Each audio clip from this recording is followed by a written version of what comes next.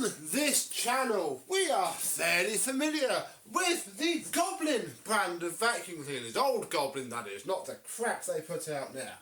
Well, the spirit of the old Goblin, which was, let's be honest, pretty mediocre, lives on in the form of machines like these. This is a Titan TTB351 vac. And it has a broken switch, and we need to try and fix it. Have a look at how easy these things are to get into and see what replacing the switch is going to entail.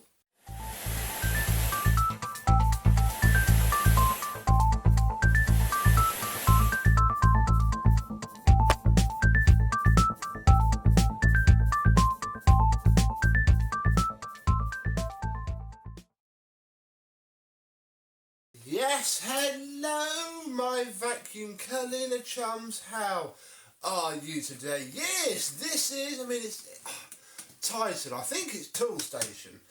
Audi's Ferex, I don't think Audi's Titan, Audi might be Titan, I don't know, but this is your $39.99, $49.99 wet and dry cheapo vac, and it belongs to a little lady who I've seen before. She uses vacuums like this to clean up in her aviary that she has, and yeah, basically saying the switch is gone, can you fix it? So I said we would try, and here we are now. I've just noticed how cheap the hose is. Look at the moulding lines running down the middle, but it is, wow, very decently long, so that has that going for it. Let's put that up there. We'll take the cable off, and yeah, switch is not doing anything. So let's lift the top up and wow, look, it's got a paper bag in it.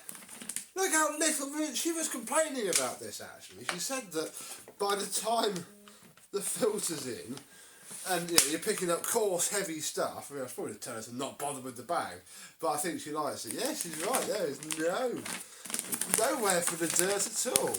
Oh, look at the little bag. Let's have a look at the little bag. It looks brand new. Oh no, there's some dirt in it. Crikey. Wow, see, it's a huge bag. Look at how big that bag is. And yet, yeah, you can fit like literally like a Dyson V11's worth of dirt in it. I don't even know. Up and down deflector. Oh, very fancy. Yeah, it's a genuine original Titan one. I'd imagine Nilfisk bags would fit somewhat as well. I might have to give her one to try. But we need to not try yet because I don't really care about that. Oh yes, metal base, look. Just like Aquavac, although this one is not rusty. Probably will do. I don't think she uses this wet anyway. So here is, oh look, we have a little twist. Oh no, Titan loosen is this way. Oh, look at that. And then, yeah, ye old, again, a Goblin Aquavac one will probably fit that. Cartridge filter. I might give that an airline out for her. It'll have to be tomorrow though, not in this video because it is very, very late. And I do not want to annoy the neighbours by sticking the apex outside.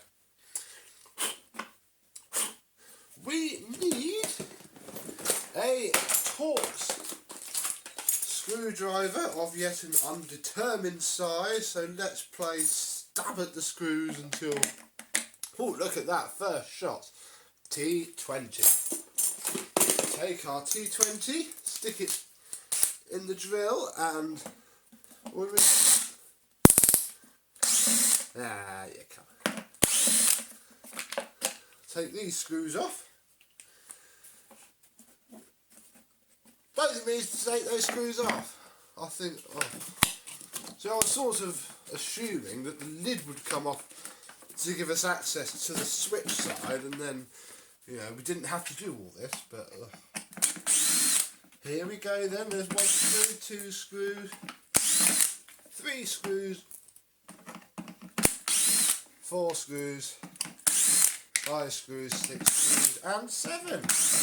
And they're all the same. There's probably the only bit of metal on this thing, bar the motor. And okay, that comes off like so. There is our float valve. Ding.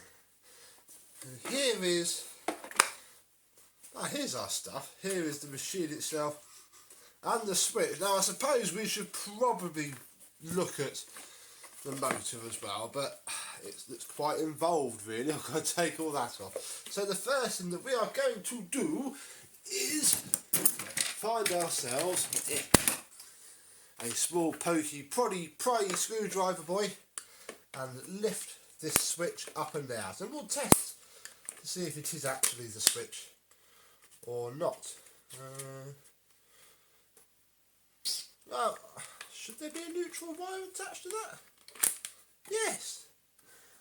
The neutral wire's fallen off. Has that fallen off, or have I just pulled that out? Oh my goodness, now I've got to fiddle it back in there. We'll do that in a minute. For now, maybe it did vibrate off. She said it just stopped working, as in not burnt out or anything.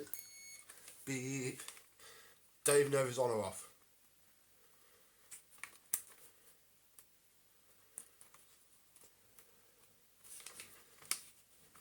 Nothing is happening.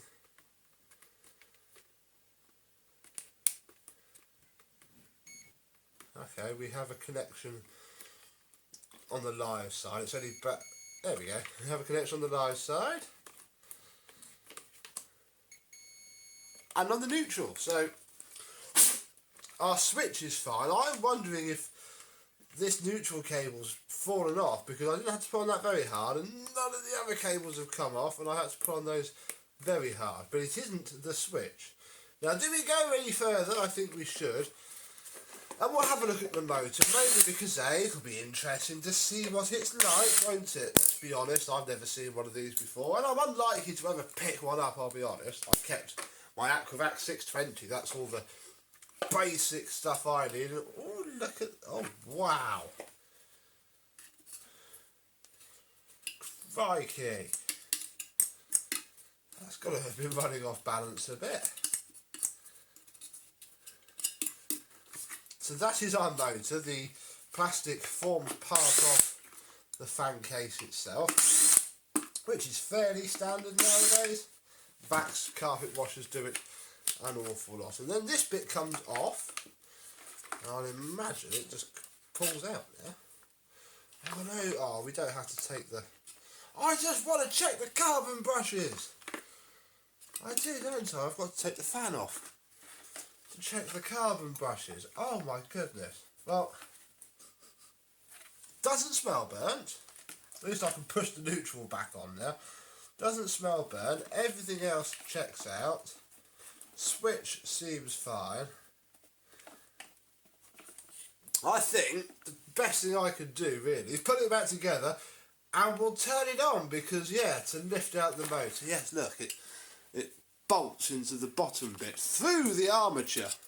So in essence there is no fan case. Yeah, oh, I don't want to go messing with that. I think we'll risk it. It doesn't smell burnt out. It would smell terrible if it was. Let's have a go with it back together. And we are now all back together. I have checked the fuse in our ASA plug. Very modern, but very strong, very structural. Looks alright, and the switch should still be on.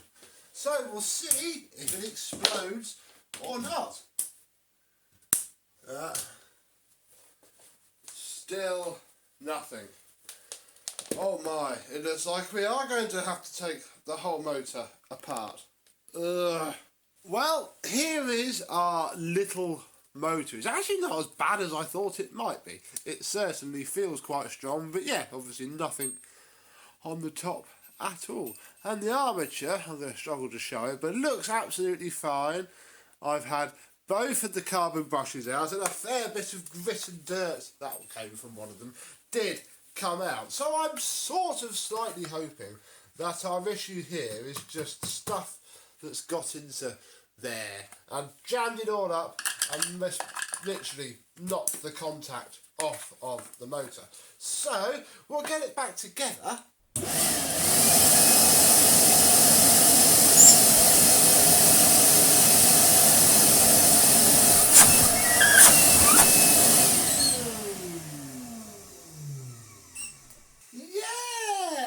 Cheeky little switch flipped off on us again, but yeah, it seems that there was just a little bit of dust in the carbon brushes. A little dusty boy is all that was stopping this from working once more. So, fabulous. Main part done. The next thing that she asked me to do was to see if we could do something about that. Because in her own words, it just doesn't look very nice, that. And I agree with her. It doesn't look very nice indeed. But I've no idea how the heck it comes off. I mean, it seems fairly simple, though I'm probably going to stab myself in the finger doing it. Ah, that is infinitely easier. Oh, okay, so the swivel action is actually quite clever. It's just that barb look inside something in here. And I think that we can actually do this without losing a huge amount of length. Ah, my rug's all wrapped up. So if we cut this just on its bend, gosh, this knife is blunt. Bluntity, bluntity, blunt.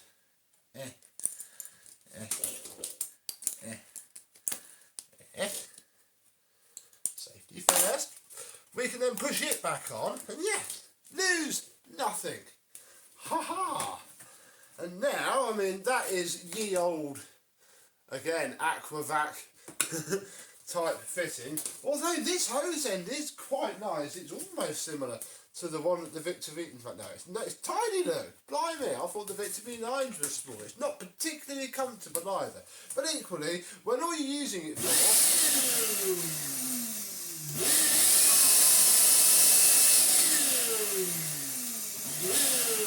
That switch isn't very good. Oh, you little sod. Hang on. Turn that off so it doesn't keep arcing. Did you notice that, folks? Turning it on and off, that was a massive hesitation. Okay, well. Oh my goodness. Back into it again and we'll get the switch changed.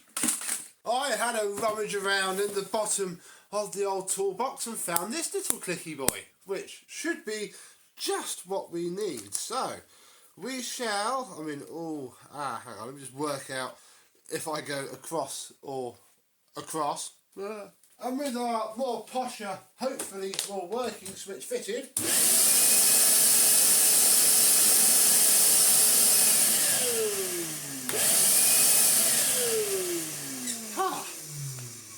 perfect. Hasn't exploded. The switch now does switchy things. We can go back to marvelling at the hose.